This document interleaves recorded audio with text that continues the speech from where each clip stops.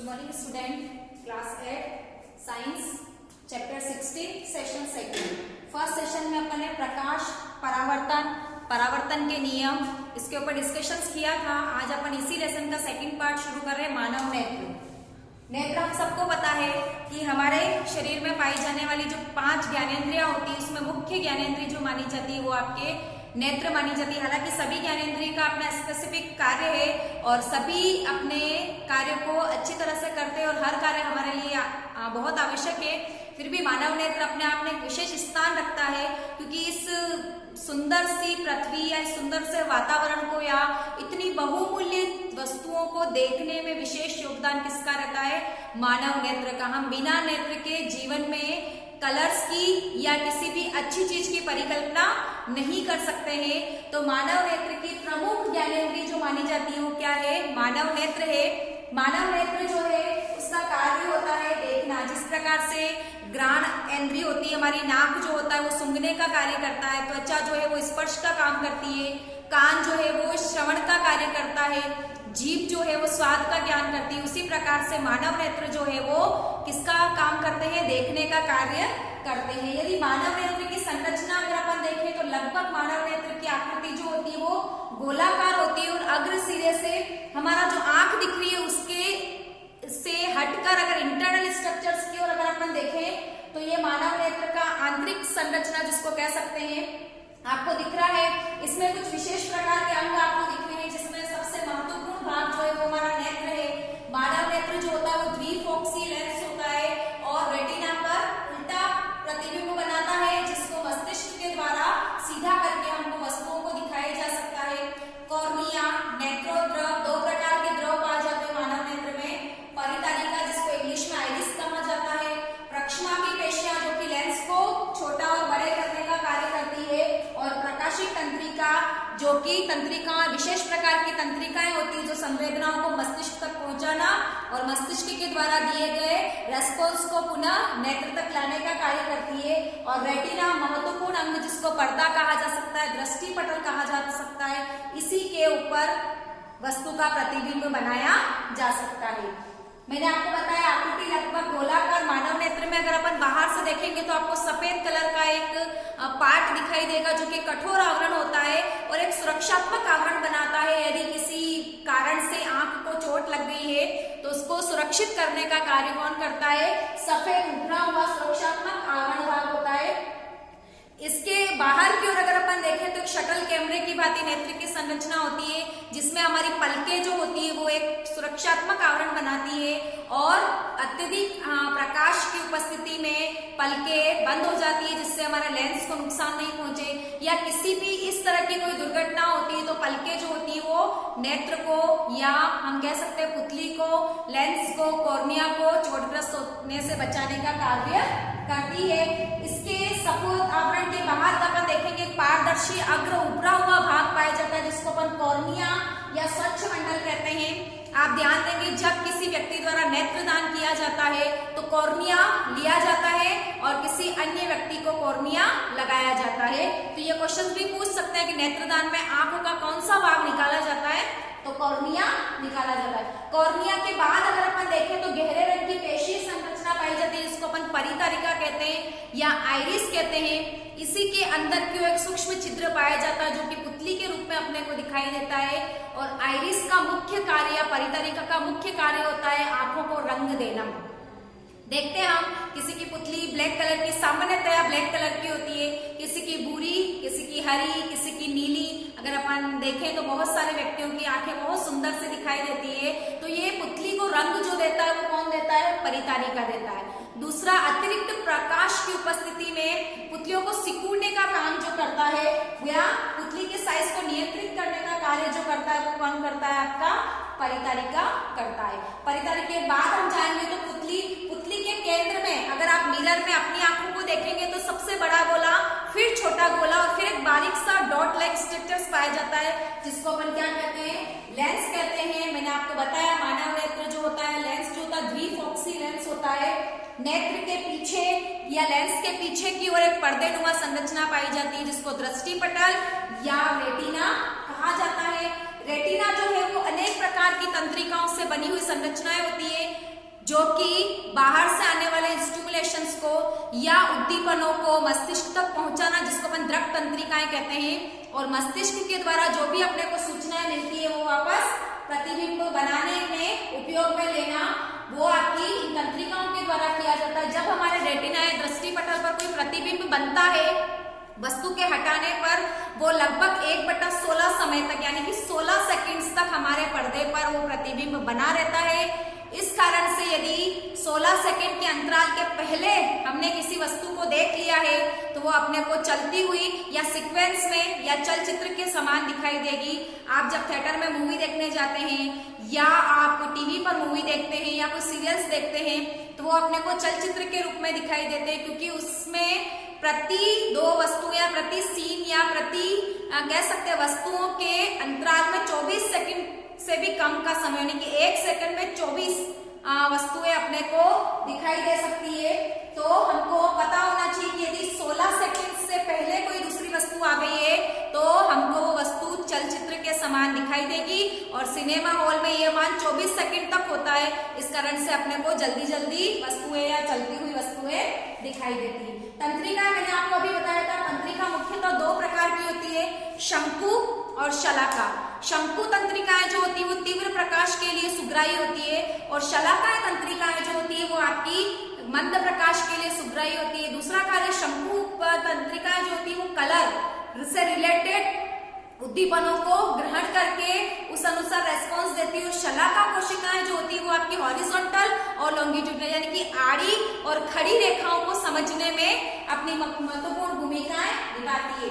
जो पक्षी वगैरह होते हैं सामान्यतः दिन में देख सकते हैं, लेकिन उल्लू की अगर अपन बात करें तो उल्लू रात में बहुत अच्छे से देख सकता है, क्योंकि अन्य पक्षियों की अपेक्षा उसकी पुतली और उसका रेटिना जो होता है वो काफी बड़ा होता है, कॉर्निया काफी बड़ा होता है, जिससे अतिरिक्त प्रकाश उसकी आंखों में प्रवेश कर सके। और अन्य पक्षियों की बात है उसमें शलाकाओं की संख्या जो होती है वो ज्यादा होती है और शंकु की जो संख्या होती है वो कम होती है, जबकि दिन के समय अन्य पक्षियों में शंकु कोशिकाओं की संख्या ज्यादा और शलाकाओं की कोशिकाओं की संख्या कम होती है। नेक्स्ट अपन देखें विशेषताएं, देखें कुछ मानव नेत्र की। तो जो दृक तंत्रिकाएं और रेटिना के संधि स्थल पर किसी प्रकार की कोई तंत्रिका नहीं पाती, जिसको अपन ब्लैक डॉट पॉइंट भी कह सकते हैं या इसको हिंदी में अंध बिंदु कहा जा सकता है।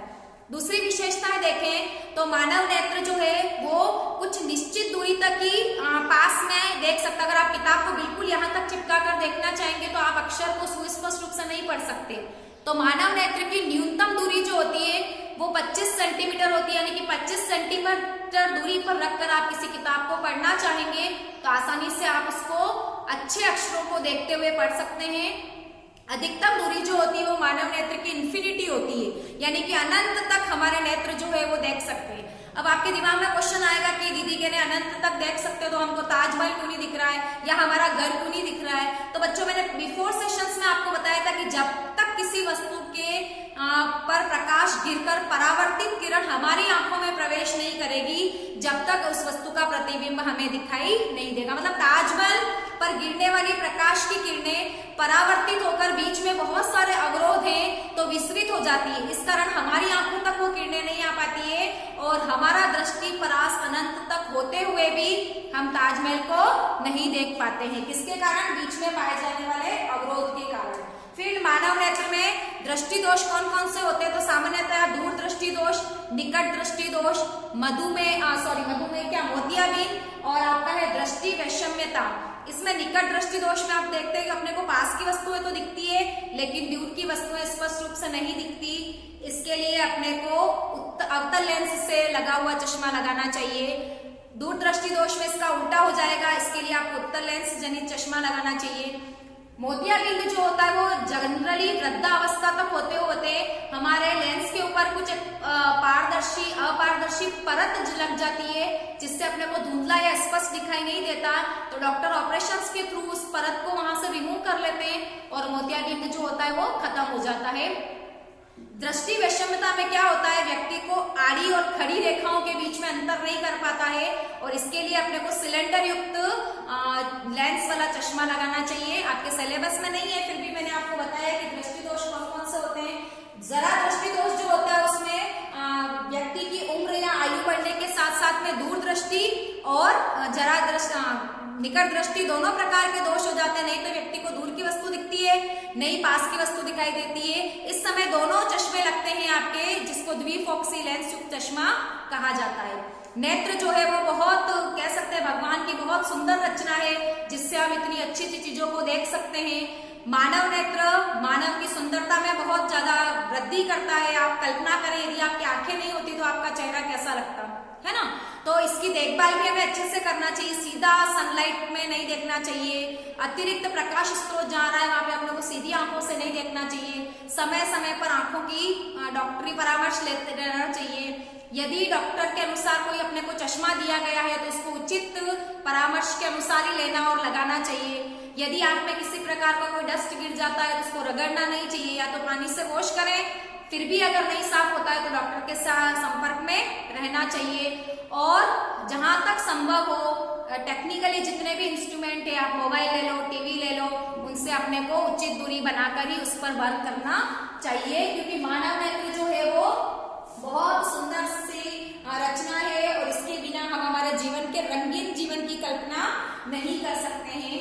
संतुलित भोजन करना चाहिए। मैंने आपको पहले भी बताया था कि विटामिन ए जनित जितने भी भोजन होते हैं, जितने भी चीजें होती है वो अपने को खानी चाहिए, क्योंकि इसकी कमी से रतौंधी रोग होता है जो कि आंखों से जुड़ा हुआ एक रोग है। इसमें आप गाजर, बीटरूट ले सकते हैं। संतुलित भोजन के माध्यम से आप हरी सब्जियां जनरली पालक वगैरह अच्छे से ले सकते हैं, जो कि हमारे नेत्र को रोगों से क्या करेगा, सुरक्षित रखेगा। नेक्स्ट है आपके जिनके नेत्र नहीं होते हैं उनका क्या होता होगा। एक प्रक्षमावी पेशियों का कार्य अपन ने छूट गया था। जब आपने देखा होगा कि जब अपन एकदम अंधेरे से उजाले में जाते हैं तो हमारी आंखें चौंधिया जाती है, और यदि आप उजाले से अंधेरे में जाते हैं तो पुतलियां फैल जाती है। आप दिन के समय अगर टॉकीज में मूवी देखने जा रहे हैं तो आपको दिखाई नहीं देता, आंखें फाड़ के आप देखना चाहते हैं। उस समय प्रक्षमावी पेशियां जो होती है वो लेंस को लंबा और मोटा करने का कार्य करती है, जैसे जिससे फोकस दूरी जो है वो क्या हो जाती है, समंजित हो जाती है और समंजन क्षमता को कंट्रोल करती है। कौन? प्रक्षमावी पेशियां। एकदम से आप सो रहे हैं, किसी ने लाइट जला ली तो आंखें हमारी चौंधिया गई। इस चीज को कौन कंट्रोल करता है? प्रक्षमावी पेशियां। नेक्स्ट है जिन व्यक्तियों के या तो जो जन्म से ही अंधे हैं, या किसी दुर्घटनावश व्यक्ति अंधा हो गया, या किसी अन्य बीमारी से व्यक्ति अंधा हो गया, ऐसे व्यक्तियों को चाक्षुष विकृति व्यक्ति कहा जाता है। और इसके लिए भी कह सकते हैं अपन कि वो किस तरह से पढ़ाई कर सके, किस तरह से अपने अध्ययन कर सकते हैं। तो उसके लिए एक व्यक्ति हुए थे जो कि खुद जन्म से चाक्षुष विकसित व्यक्ति थे। उन्होंने 1821 में लुई बेल नाम की एक पद्धति विकसित की गई थी, जिसको वर्तमान में बेल पद्धति के नाम से ही जाना जाता है। 1821 के बाद अभी जो पद्धति अपनाई जा रही है वो है आपकी बेल पद्धति 1932 में अपनाई गई। इसमें लगभग 63 पैटर्न्स होते हैं, उभरे हुए अक्षर कह सकते हैं अपन। वो हाथ लगाकर उस चीज को महसूस करते हैं और पढ़ाई कर सकते हैं। एग्जाम्पल अगर मैं देखना चाहूँ तो अगर उनको कैट पढ़ना है तो ये सी का सिंबल है, 2 डॉट उभरे हुए होंगे गोल, और इस तरह से 2 लाइनें होगी 4, ए के लिए सिंगल डॉट और 5 लाइन, टी के लिए इस तरह से संरचना। तो एक एक करके पढ़ेंगे स्पर्श करते हुए, CAT और फिर वो कैट की डेफिनेशन स्पेलिंग्स बना लेंगे। तो ऐसा नहीं है कि जो जन्म से विकृत है या जिसको दिखाई नहीं देता है वो अपनी पढ़ाई नहीं कर सकते। काफी ऐसे महान व्यक्ति हुए हैं जो अंधे होते हुए भी या चाक्षुष विकृत होते हुए भी उन्होंने अपने अपने अलग अलग फील्ड में बहुत सारा नाम कमाया है। आजकल तो बहुत सारे श्रव्य साधन हैं जिसको सुनकर भी व्यक्ति अपनी पढ़ाई कर सकता है। कंप्यूटर के माध्यम से, स्पीकर्स के माध्यम से, माइक्रोफोन के माध्यम से, सीडीज के माध्यम से, टेलीविजन के माध्यम से, रेडियो या दूरसंचार के बहुत सारे ऐसे उपकरणों से व्यक्ति सुन सकता है वर्बली, और सुनकर अपना अध्ययन शिक्षण का कार्य जो है वो कर सकता है। लेकिन बेल पद्धति इन व्यक्तियों के लिए बहुत वरदान के रूप में साबित हुई है। यदि अपन भारतीय व्यक्तियों की बात करें तो श्री रविंद्र जैन, जिनको संगीत प्रभाकर की उपाधि दी गई थी, काफी अच्छे गायक संगीतकार थे। आप देखो रामायण, महाभारत या ऐसे बहुत से भजन से, ऐसी बहुत सी मूवी है, विवाह मूवी ले लो आप, उसमें उन्होंने अपना संगीत दिया है, अपनी आवाज दी है, और उनकी आवाज ऐसी है कि हम सुनते ही क्या हो जाते हैं, मंत्रमुग्ध हो जाते हैं। इसी प्रकार एक बालक हुआ था दिवाकर, जो भी गायकी के क्षेत्र में उन्होंने अपना बहुत नाम कमाया था। श्री लाल आडवाणी जो थे वो खुद चाक्षुष विकृत व्यक्ति थे, और उन्होंने इनके लिए विशेष प्रकार के फाउंडेशंस की स्थापना की और यूनेस्को में जो बैल पद्धति की समस्याओं पर भारत का प्रतिनिधित्व किया था वो इन्होंने किया था, श्री लाल आडवाणी ने। अगर अपन विदेशी व्यक्तियों की बात करें तो एक महिला थी हेलन एन केलर, जो कि 18 माह में ही चाक्षुष विकृत हो गई थी। उन्होंने इस चीज को पॉजिटिव लिया और उन्होंने काफी सारी पुस्तकें लिखी। इसमें उनकी फेमस पुस्तक the story of my life, जिसके ऊपर बॉलीवुड में बहुत सारी मूवी बनी है। एक मूवी आपने देखी हो तो ब्लैक मूवी, जो अमिताभ बच्चन सर उन्होंने प्ले किया था, और ये इनके जीवन पर आधारित मूवी थी, जिसको इनके किरदार को रानी मुखर्जी ने निभाया था। आप देखना उस मूवी को। तो इन सब में निष्कर्ष अपन देखें तो आंखों के बिना हम जीवन की कल्पना नहीं कर सकते हैं, तो हमें हमारे नेत्रों की उचित देखभाल करनी चाहिए। और एक मैं बात आपसे और कहना चाहूंगी कि यदि आपके नेत्र स्वस्थ हैं तो आप अपने जीवन में नेत्रदान अवश्य करें। आपकी 2 आंखों से किन्हीं 2 व्यक्तियों को क्या मिल सकता है, देखने का मिल सकता है, वो इस अच्छी सुंदर खूबसूरत दुनिया को देख सकते हैं। तो हमें भी प्रण लेना चाहिए कि हमें हमारे जीवन में रक्तदान और नेत्रदान अवश्य करना चाहिए। तो आज के सेशन में अपन ने मानव नेत्र की संरचना, इसकी क्रियाविधि और किस प्रकार से इसमें होने वाले दोष और किस प्रकार से इसकी देखभाल करनी चाहिए, इसके ऊपर डिस्कशंस किया। नेक्स्ट सेशन में अपन नए चैप्टर के साथ फिर से मिलेंगे। Thank you.